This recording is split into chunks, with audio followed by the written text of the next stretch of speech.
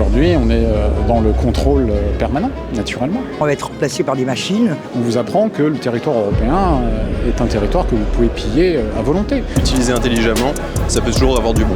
Parfois, on peut malheureusement un peu enfermer des gens dans cette réalité artificielle.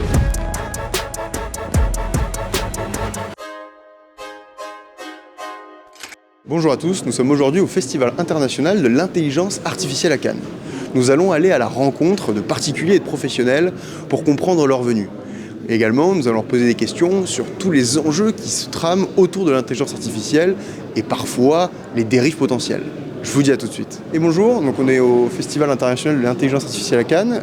Pourquoi toi tu es venu aujourd'hui tout simplement ? Moi je m'appelle Roxane et je m'occupe du développement commercial d'IMyData. Par simple curiosité, j'avais vu qu'il y avait cet événement qui était là et après j'ai voulu juste me renseigner un petit peu sur tous les stands qu'il y avait et certains qui m'intriguaient, donc c'était juste la simple curiosité. J'ai toujours été un peu intéressé parce que ça me surprend, à mon âge bien sûr. De manière générale, il y a de belles choses à voir, de belles avancées pour le coup. Je ne veux pas mourir idiot, je veux savoir ce que c'est que l'intelligence artificielle et à quoi elle sert, comment on s'en sert et à quoi ça va servir. Je me dis que ça peut être sympa de voir un peu les nouvelles innovations qu'il y a sur le marché maintenant. Je suis venu tout simplement pour essayer de rencontrer des sociétés dans le domaine de la 3D. Voilà, parce que j'ai une start-up dans le domaine de la simulation des sports collectifs en 3D.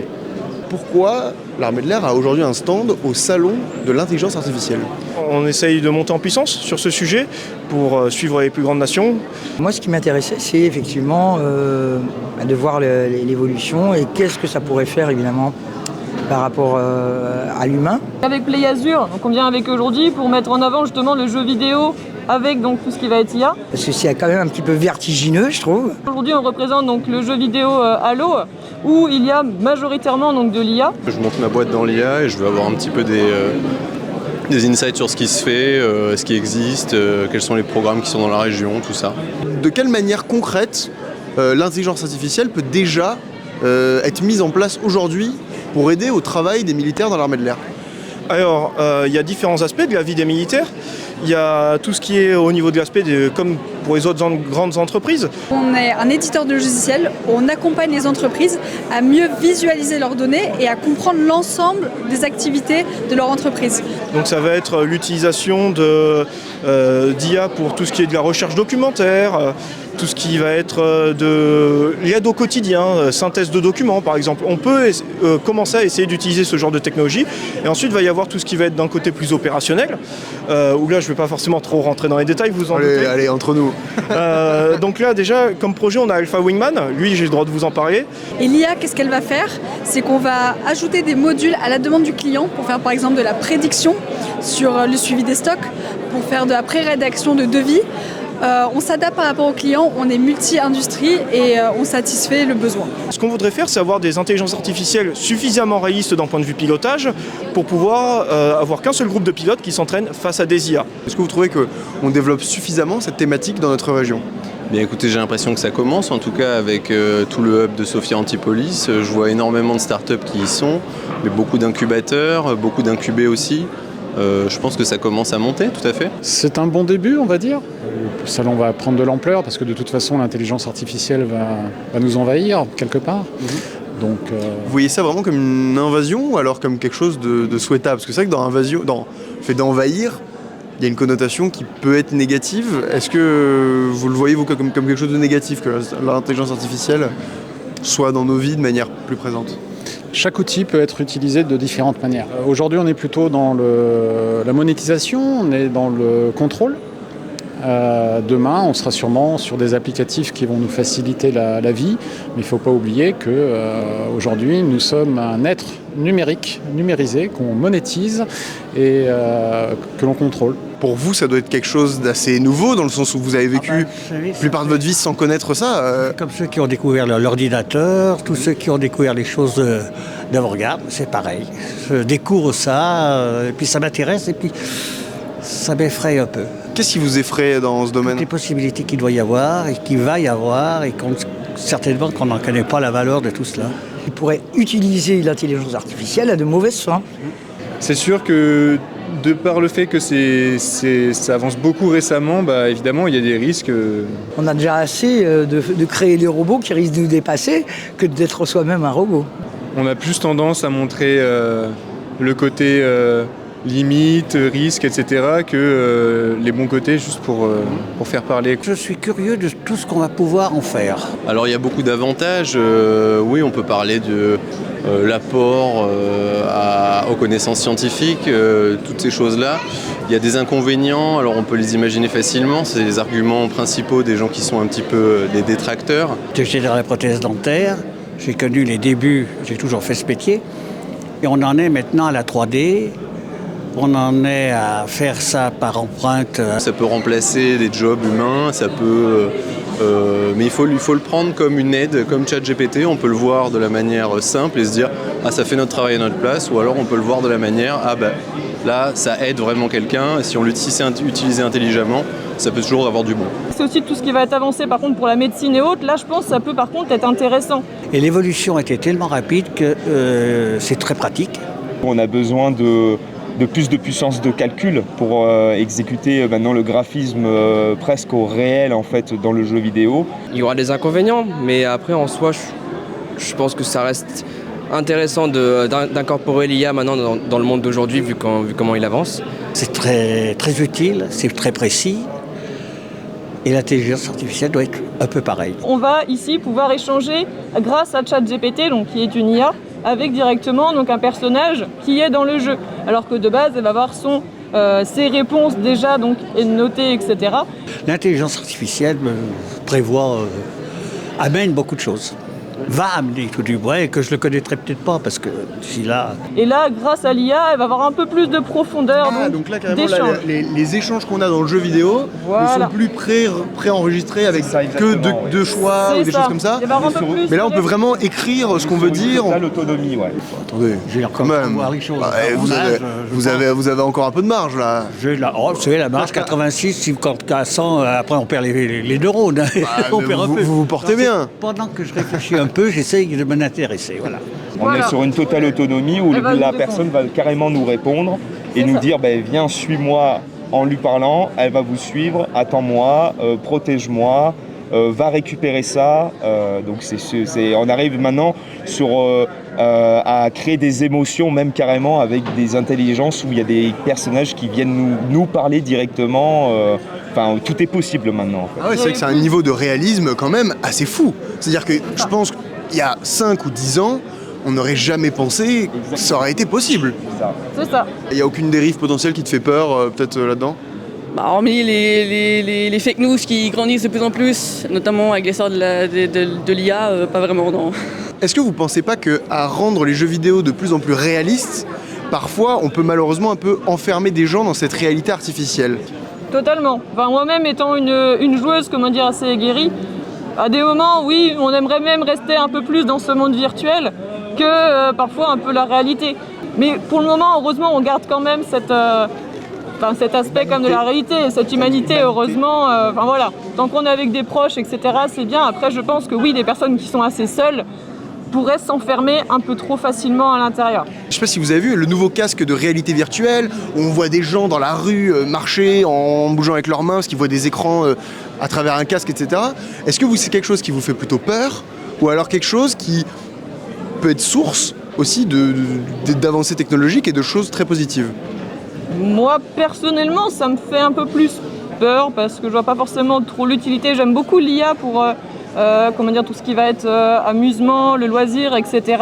Là, ça reste, oui, du loisir, mais on se coupe un petit peu aussi quand même du monde humain. Plus l'intelligence artificielle prend en ampleur, plus les gens s'élèvent d'une certaine manière contre pour pointer certaines dérives. Est-ce que c'est quelque chose qui vous fait peur ? Alors, il va falloir quand même s'adapter et faire en sorte que justement on ne se fasse pas dépasser.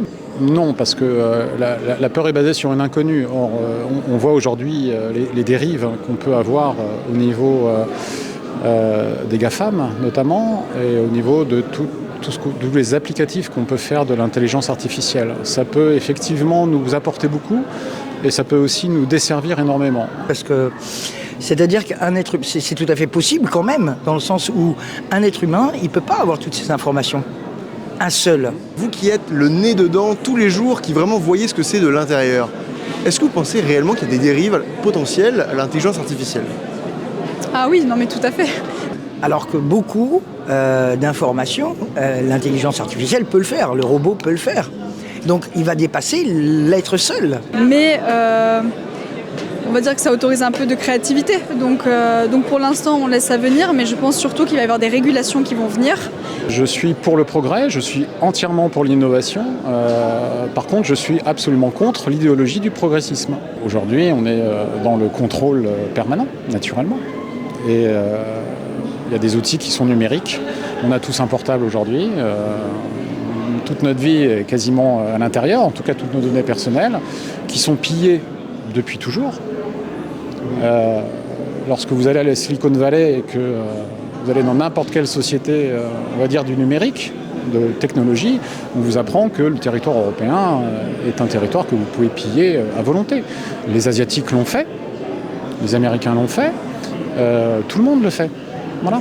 On n'a plus aucune souveraineté réellement déjà de nos données. Parce que la gestion des données, c'est un peu l'intelligence artificielle, c'est la gestion des données. Qu'est-ce qu'on en fait de ces données ? Aujourd'hui, on se rend compte que toutes les données sont pillées. On a des fleurons industriels qui petit à petit se font démanteler ou se font racheter. On a une intelligence, on a une matière grise en France qui est exceptionnelle en termes de technologie de l'information, mais malheureusement, on n'a aucune volonté politique depuis le général de Gaulle, tout simplement. Rappelons-nous quand même que Internet a été créé aux États-Unis avec ARPANET par Louis Pouzin, un Français. Le système iOS et le premier iPhone a été créé par 2 scientifiques français à Paris, commandé par Steve Jobs, qui est reparti, merci messieurs. Nous avions la première société de production d'ordinateurs qui s'appelait Bull. Lorsque Louis Pouzin a pris la tête de Bull, en 2 ans, il en a fait le leader mondial devant IBM. On s'est fait racheter par Honeywell, c'est devenu Honeywell Bull et ça a disparu. La France, avec l'élan qu'avait donné le général de Gaulle, notamment par le plan Calcul et le plan Cyclade, a permis en fait de développer toutes les technologies. On a pu s'en apercevoir au sortir de la guerre. Aujourd'hui, on est en train de démanteler petit à petit tout le système qui avait été mis en place à cette époque-là. Que ce soit le système régalien, que ce soit le système économique, et notamment les nouvelles technologies. Vous pensez que c'est volontaire ou pas de la part de l'État ? Tout dépend de savoir réellement qui nous gouverne. Est-ce que ce sont les personnes que l'on voit qui nous gouvernent ou d'autres ? Notamment à l'Europe et notamment en France, sachant qu'aujourd'hui on est très très très mal parti pour la souveraineté. Regardez Thierry Breton, le commissaire européen qui a quand même le plus gros portefeuille européen, a fait un accord avec Elon Musk pour créer un data center souverain européen, américain. Oui. Voilà. Et donc il n'y a plus aucune souveraineté aujourd'hui. On a un syndic de copropriété qui gère l'Europe avec 50 000 lobbyistes au Luxembourg. Il ne faut pas oublier quand même que tous les fonctionnaires européens sont au Luxembourg, dans un paradis fiscal. Ils ne payent pas de taxes ni d'impôts. Et aujourd'hui, nous sommes dominés non pas par les représentants du peuple, à savoir les députés européens ou les commissaires européens, mais par ceux qui gravitent autour. Après, la question de se révolter, je pense qu'on a déjà eu quelques essais ces dernières années. On a vu de quelle manière ça a été réprimé. Donc peut-être qu'un jour on arrivera au système de votation en Suisse, où là on a un substitut démocratique intéressant, on va dire. Ce qui n'est plus du tout le cas dans les autres pays européens. Vous pensez que dans les autres pays européens, justement, on perd un peu cette base démocratique, justement, cette application-là de la démocratie dans notre système politique ? On a perdu toute souveraineté déjà depuis très longtemps. Depuis la Seconde Guerre mondiale, il faut sortir du joug de l'OTAN déjà, et puis il faut sortir de cette communauté européenne qui n'est qu'un spectacle. Est-ce que vous ne pensez pas justement que, un peu comme certaines évolutions technologiques qu'on a déjà eues dans l'histoire de l'humanité, chaque invention fait que l'homme s'habitue à cette invention, et en s'y habituant, ne sait plus le faire lui-même. Par exemple, je pense à la calculatrice. C'est vrai que maintenant, plus personne ne calcule de tête des choses dès qu'elles sont un tout petit peu complexes. Alors qu'avant, on était obligé. Et donc, on a perdu parfois cette capacité à pouvoir calculer de tête. Est-ce que vous ne pensez pas qu'il peut y avoir la même chose, mais cette fois-ci avec l'intelligence Et ça peut être beaucoup plus grave que pas savoir calculer 12 fois 24. C'est là aussi, il faut faire énormément de prévention. On va être remplacé par des machines. Ça a déjà eu lieu, a priori, ça s'est bien passé, parce que finalement, l'être humain s'adapte. Mais ça fait quand même un peu peur. Dans les écoles, on devrait quand même former, c'est important, hein, mais pas non plus tout donner. Donc il faut quand même que mentalement, on trouve toujours le juste milieu et qu'on sache prendre de bonnes décisions et se dire non, ça je peux le faire, je peux quand même écrire un mail. Voilà, j'ai pas besoin d'utiliser ChatGPT. Ça a fait ça à toutes les époques. Maintenant, on va nous dire on sait plus faire un feu, on sait plus allumer un feu dans la forêt aussi. Voilà, par exemple. C'est toutes les époques, il y a ça, et je pense que c'est un petit peu inéluctable. À chaque fois, on va avoir de nouvelles choses, s'y habituer. Effectivement, ça dépend sur ce que c'est. Après, c'est comme au bac, quand on nous disait interdit d'utiliser la calculatrice, ça va être pareil. Il va y avoir au bac interdit d'utiliser ChatGPT, mais bon, pour les devoirs à la maison en tout cas. Est-ce que vous pensez que l'intelligence artificielle va dépasser l'homme ou qu'elle peut être complémentaire des capacités de l'homme pour justement faire en sorte que l'homme soit meilleur? C'est ce qu'on voudrait, c'est ce qu'il faudrait. Sauf qu'on sait très bien que dans notre société, il n'y a pas que des bons hommes. Il y a aussi les travers de l'ego, etc. Pour certaines petites choses, ça peut aider à la vie de tous les jours, mais emmener sur absolument toute notre vie, sur l'intelligence, qui est quand même le fondement et même un peu la spécificité humaine. Est-ce que vous ne pensez pas que là, on peut passer un cap qui donc ne sera pas forcément réversible? Mais complètement, et je pense que c'est une époque qui est très intéressante justement pour ça, parce qu'on ne sait pas ce que ça peut donner, mais d'un autre côté on ne sait pas si ça peut être bien, on ne sait pas si ça peut être mauvais, on sait que ça peut l'être, en tout cas dans les deux cas. Le truc c'est qu'on ne peut pas vraiment dire, il suffit de voir. Donc pour vous on doit y aller et bon on verra. De toute manière, on y est toujours allé à chaque fois qu'il y a eu une nouvelle technologie ou une nouvelle chose, ça a marché, ça n'a pas marché. C'était les cassettes VHS, c'était les disques, c'était les trucs, on les a fait, on a vu qu'il y avait des choses qui marchaient, des choses qui marchaient moins bien. C'est quelque chose qu'il faut voir, je pense. On n'arrête pas le progrès d'une certaine manière? C'est un peu ça, oui. You can choose an identity. It could be an avatar that represents your company, or it could be your CEO if they give consent to use it. We will recommend using AI-generated avatars of people who don't exist, so that we can correlate an avatar with a company, and there are people who basically decide what is appropriate to be associated with the company name. For an avatar who don't exist, who is not a real people, and is the image of the enterprise. Exactly. So it's kind of like having a logo of a company. They'll be a face of a company now. So that's the kind of thing that we're going for. C'est à 2 pas des marches du Festival de Cannes que se terminait aujourd'hui cet événement, centré sur la thématique de l'intelligence artificielle. Nous avons pu voir que les avis sont globalement mitigés, même si les gens sont en attente des évolutions de l'intelligence artificielle dans le domaine à la fois de l'entreprise et également de la vie quotidienne. Merci à tous d'avoir suivi cette vidéo, n'hésitez pas à vous abonner, à partager, et moi je vous dis à très bientôt.